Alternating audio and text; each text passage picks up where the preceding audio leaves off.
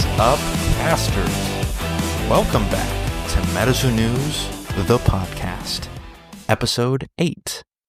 This week, we had some pretty cool spoilers and some much-needed updates as we near the end of year 2025 and are positioned to head into the new year with a lot of new product and some big news. First and foremost, let's take a look at some of the haunting new spoilers that were put out in the latest MetaZoo Monday. So the very first one we're going to take a look at is the Enfield Monster. This little guy, green little creature here made by Poncho, the one, the only. It is a rare card. It is a Earth Aura, 3 cost, 5 influence. The ability that I love, playing an archive deck, is Chase Down, tap 1 Air Aura, and you can move this creature an unlimited amount of times, meaning you can move it, pay the aura to move the creature more than once. Obviously, if you know about the rules of the game, you are not able to activate these abilities more than once in a round, even if you have the aura to pay. So this one is going to benefit greatly from Archive's ability that just keeps adding influence to the creature each time that they move. So this chase down ability is going to get a lot of play out of me, and I know my fellow Archive enthusiasts are happy with that too. No aura enhancement symbol or anything like that. It is not a unique card, but very cool. I also just want to note, when you take a look at the bottom of this, of any of the spoilers, really, you'll note the EN, which is right to the left. It is to the left of the artist name, and I'm going to go out on a limb and say this set, we got some localizations, folks. I'm not sure what other languages this might be printed in. Probably should have asked during MetaZoo Monday, but exciting to know that they are already gearing up for worldwide releases. Next up, we have the Crooked Man, and I'm not sure if these are in chronological order, but these are the order that I have the pictures pulled up. So Crooked Man is an Air Aura creature. It is a 2 cost, 2 influence from the Appalachian Mountains. The ability for Crooked Man is entitled Crooked Claw. Tap 1 Dark Aura, put a hex counter on each unit in this lane. And the reminder for what hex counters do, for each hex counter on it, a unit contributes 1 less influence during missions. So it doesn't necessarily reduce influence in general, but during the mission resolution itself, that is when this influence is going to be reduced. And that can have some applications in different contexts for why you might make that distinction of like base influence versus influence when it comes to mission resolution, as I believe there are some cards and abilities that specify like base influence and stuff like that. So that, just a note there. And that was done by Fran Lobato, who will be in the New Jersey Collecticon. I am not going to be at New Jersey, but I know that it's going to be a really fun time, and trust me, I wish I could be there. If something changes, I will definitely let you all know, but for now, let's move along to Hatman. And Hatman is done by our friend Seb, who has done a lot of great work for New Zoo recently. Hatman is a Dark Aura type creature. It is a 2 cost, 3 influence creature. It has no special abilities, and it does not have an aura enhancement symbol. It is an uncommon, and it is card number 40 out of 173, the smallest set yet for new MetaZoo. Hatman looks awesome. There's 1,000 hands coming out of Hatman. Only 1 hat. So he needs to go to the hat store. He needs to go to the hat store and pick up something else here. But Seb did a great job. Love the background. That will just be a nice, low-cost, relatively high-influence card that you can put out there to contest some lanes. And then next we have the Stickman of Clark County in Clark County, Ohio. Stickman is a 2-cost, 2-influence lightning aura type creature. It has a special ability entitled Blend In which you discard a card, and you can create up to 2 friendly spark tokens in a lane. A spark token is a 0-cost, 1-influence lightning cryptid creature. That is the note in parentheses on this card, and I just want to note that it is this set, Secret Shadows, where we are changing the text for an explanation of what a spark token is. For this set, we have added lightning cryptid in front of the word creature. Now, since we have different types of tokens, for example, Jetsam tokens, where that is a equipment card and not a creature card, this is getting more specific, so that is a good indicator that we're going to have some really specific interactions with some of the cards that we have yet to see in Secret Shadows, and I'm sure they're just thinking ahead to set number 4 as well. So that is the Stickman of Clark County, no aura enhancement symbol, drawn by Garrett Hanna. And then finally, we have the Colorado Springs Elf by one of the greatest artists in MetaZoo history. That would be Kelsey Giacchino. And Kelsey is quite the artist, especially in MetaZoo. A lot of her art is revered, especially the Chase of the Chases for the base set, which was her original Mothman art that she extended for the base set release. That is by far my favorite MetaZoo card of all time, and she hit it out of the park with Colorado Springs Elf as well.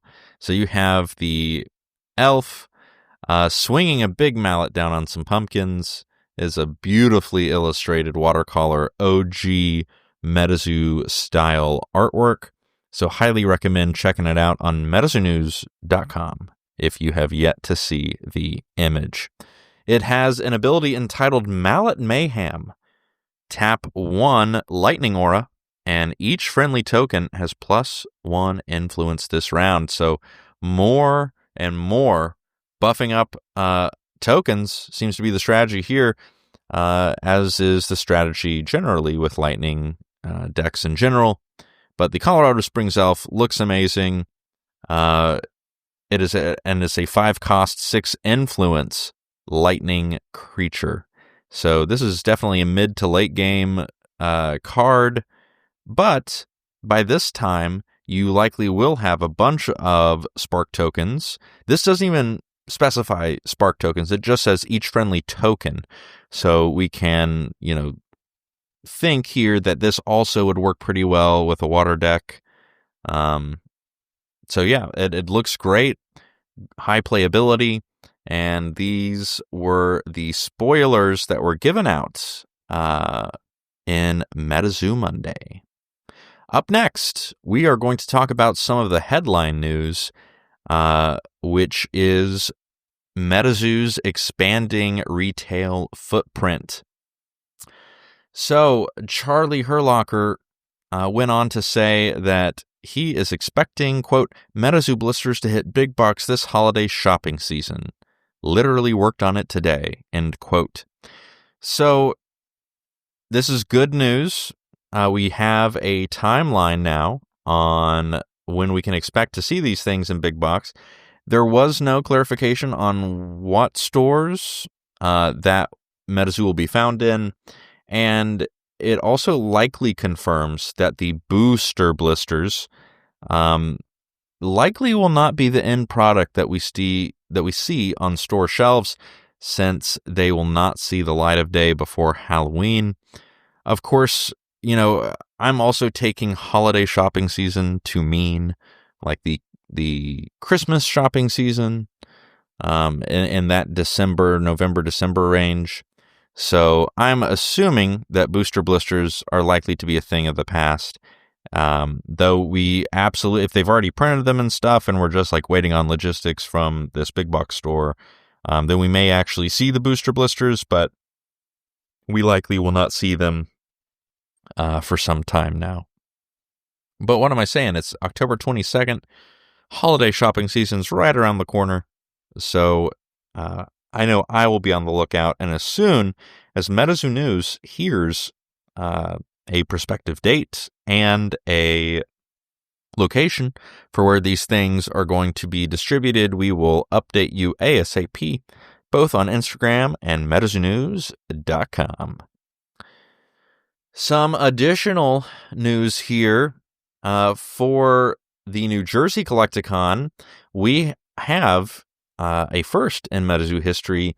2 international artists are being flown in for the New Jersey Collecticon, and that would be our friend Pierre from France, and we have Fran as well.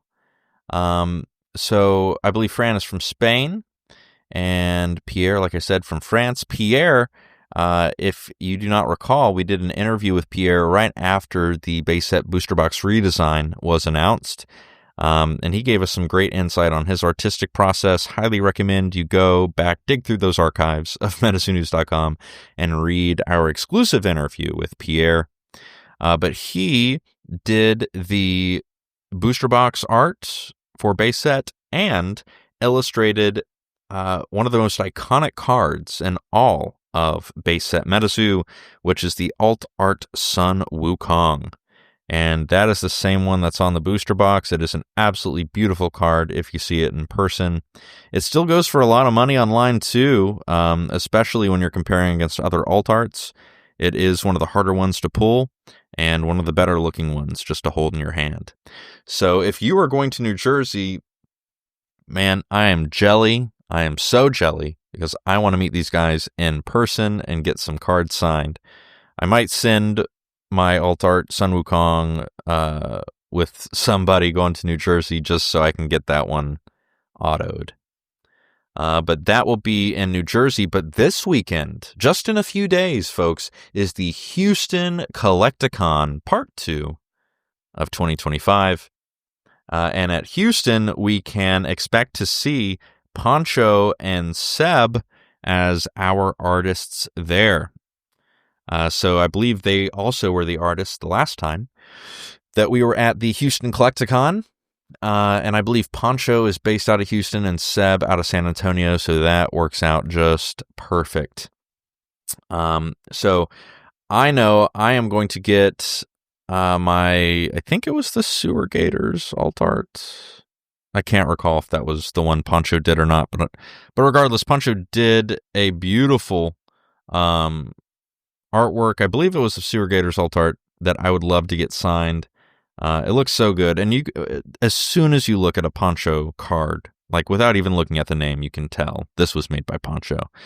So I look forward to getting that signed this weekend, along with some other cards between Poncho and Seb. So really looking forward to that.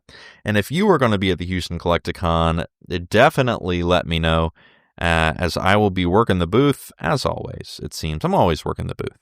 But I will be working the booth, so stop by, get a demo in. I'll bring my main decks, and if you want to play a full game, by all means, I'd be happy to smoke you in a game of MetaZoo, or get smoked, who knows.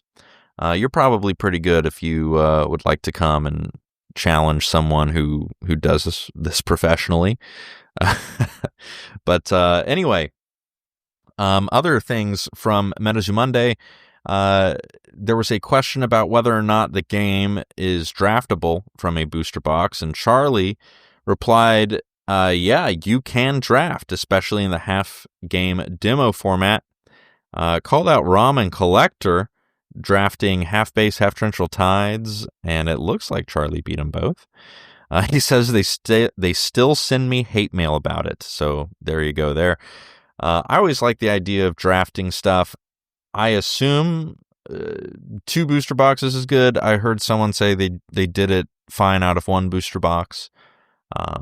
But those kinds of formats I always think are really fun to do, especially if you just like get a box amongst friends at a LGS and you sit down and play at one of their competitive nights. I think that's fun. Next things. An interesting question emerged in MetaZoo Monday, which was KBDX Tokyo asked a question whether Pokemon had any involvement in the revival of MetaZoo. And I gotta be honest, I was not expecting Charlie to answer this question. I thought they would just sort of leave that as it sort of is a question that might reveal more than what they would like. But this is the answer that Charlie gave. Quote, "Yes, but not the way you're thinking. Pokemon cards made me the money I was able to use to invest in the company. And the careers of several people who contributed to the project also had experiences at Pokemon. But other than those connections, there isn't anything deeper." So with that response, we can surmise that Pokemon obviously played a big role in the fact that for MetaZoo specifically, financing the operation, the $2 million buy for the company's IP and everything, that came from buying and selling Pokemon. The other connection to Pokemon that wasn't mentioned is Rick Ahrens, the CEO of GameCubator Labs.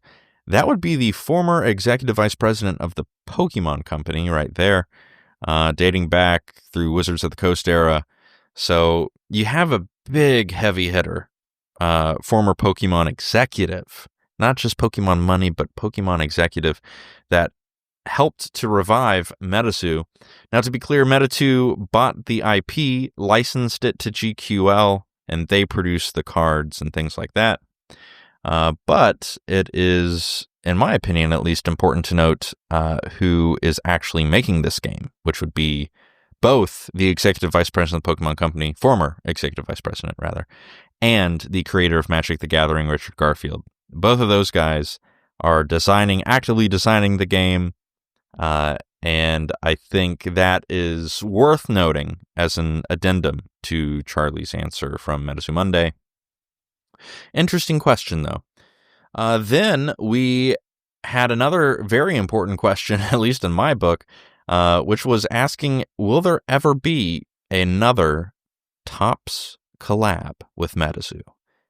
Charlie shared that, quote, "no current discussions," end quote, are taking place. Still, he noted that, quote, "there are heavy inspirational elements from the set that I think translate well to some products. The class of product is super interesting, limited, parallels, serialized, etc., end quote. From there, Charlie confirmed that MetaZoo plans to release a, quote, more collector-oriented product, end quote, in 2026, continuing the brand's emphasis on premium collector experiences. So, while some fans immediately jumped to speculation about the numbered cards and parallels and whatnot, Charlie made it clear. He said, quote, "I don't think the plan is to go nuts and just YOLO everything into serialized. It needs to be done in a tasteful and interesting way and shouldn't be a replacement for art and other important card elements," end quote. So I am very excited to see what this more collector-oriented product might be if it's not a top set. Very intrigued by this. I love collecting. New Zoo really got me into both playing and collecting. I did play Old Zoo, but it wasn't anything wild. Like, I didn't go to towers or competitions or anything like that. It was more or less just playing with my friends, who weren't necessarily super into MetaZoo. They were into Magic the Gathering, but not MetaZoo, really. New MetaZoo is the first time that I have like a solid group of people that I can play with at any point, including my wife. Shout out to Mrs. MZN, meta.carpels on Instagram if you want to give her a follow. So, interested to see how new MetaZoo panders to both players and collectors in 2026. Additionally, our friend Cutthroat Zoo asked Charlie about potential seasonal releases, mini sets, that kind of thing, and Charlie simply replied with a yes. So I think in 2026, we can expect to see holiday sets, other little mini sets throughout the year, more promos, I think more collabs, or introducing collaborations at a minimum. All will happen in 2026, so that is something to look forward to a lot. Other things of note from MetaZoo Monday, we had Dustin from GQL explain what goes into designing the foil patterns, texture patterns, that fans often get their hands on and take a closer look at. This is what Dustin had to say about the texturing process. Quote, "There are a handful of patterns that I reuse for different cards. Often that is on purpose, usually because a particular pattern creates a visual effect I specifically want for that piece. But I'm continuously creating different and unique patterns. It can be a lot of trial and error. It's a lot of hard work," end quote. So that was in response to a fan question that just sort of went over why they saw certain holo patterns in place more than others. And for that specific concern, he added the following, quote, "Many textures used for the characters themselves are quite often concentric circles, as I've discovered that is the best way to make something feel natural and give that sense of true dimension," end quote.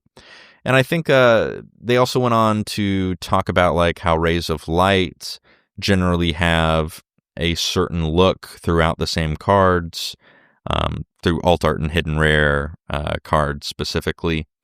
So it's cool to get a little peek under the hood of how that texture process works.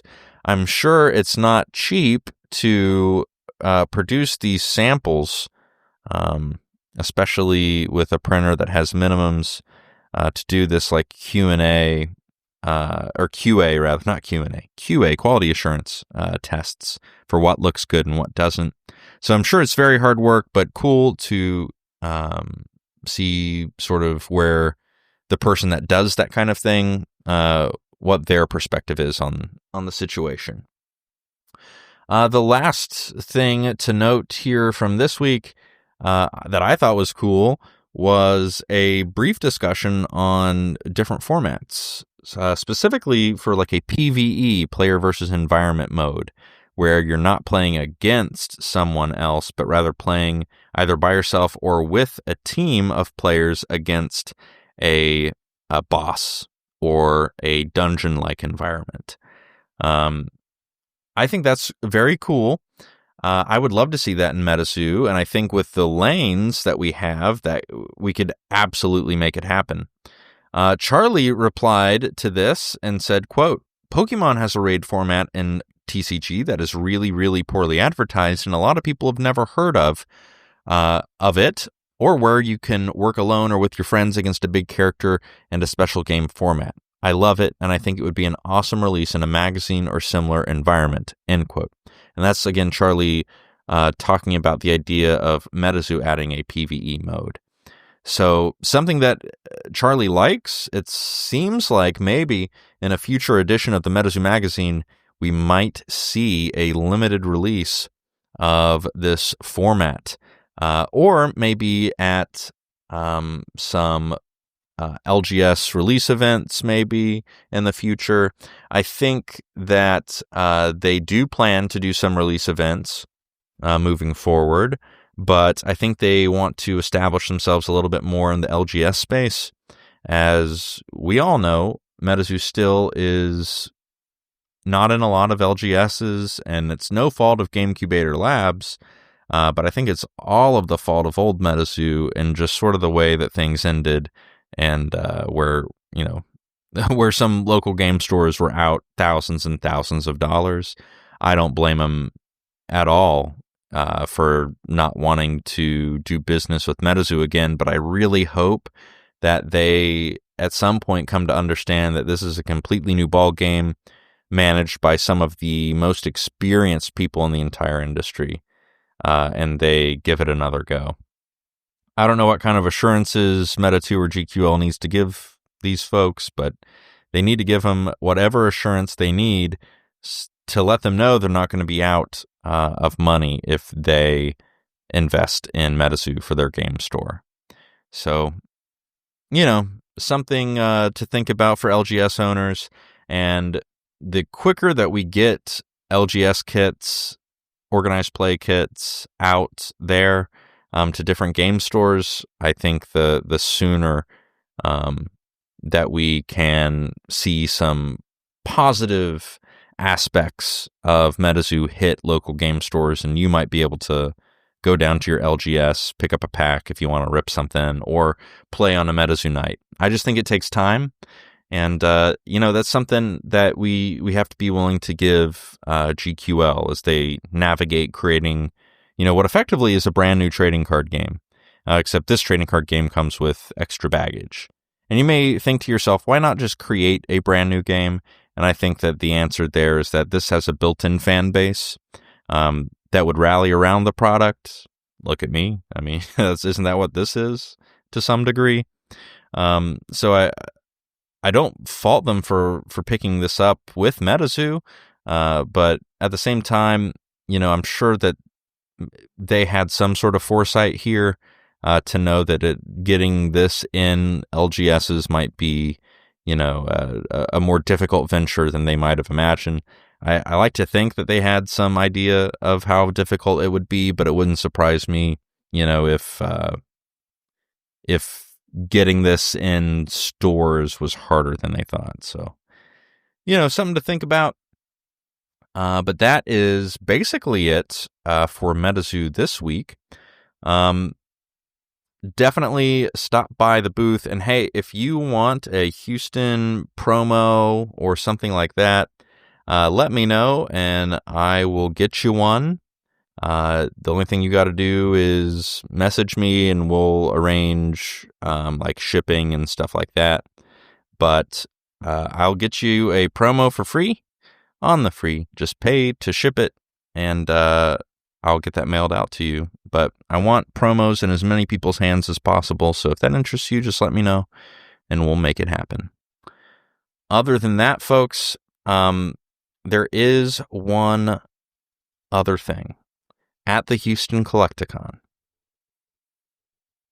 I just want to let you know that it will be a memorable experience, and I'll leave it at that. Houston Collecticon will be memorable, especially for you old MetaZoo fans. Anyway, I will leave it there. The very last thing that I'll say is just another plug from MetaZooNews.com. If you are interested in writing opinion pieces for MetaZoo News, or maybe you want to write a news piece, please let me know. I would love to add some more writers to our roster. No formal experience is needed. Just know that all topics are approved by us. But if you have some topic ideas, we're happy to give you constructive feedback on them, even if we pass on the specific topic that you choose. But we haven't shot down, topics really in the past. But I'm here to work with you to make whatever creative article that you want the world to see happen. So happy to give you editorial feedback and everything like that. So if that describes you, let me know. Reach out on Instagram at metazoo.news, or you can DM me on my personal Instagram, which is meta.shab, S-H-A-B. And absolutely go follow my wife, the other half of MetaZoo News, which is meta.carpals, C-A-R-P-A-L-S, metacarpals, on Instagram, or you can always contact us on the website through our contact page, or just send an email over to info@metazoonews.com. All right, folks, that wraps it up this week. I will talk to you after the Houston Collecticon, but for now, that is all. signing off on week number 8 of MetaZoo News, the podcast. Sayonara.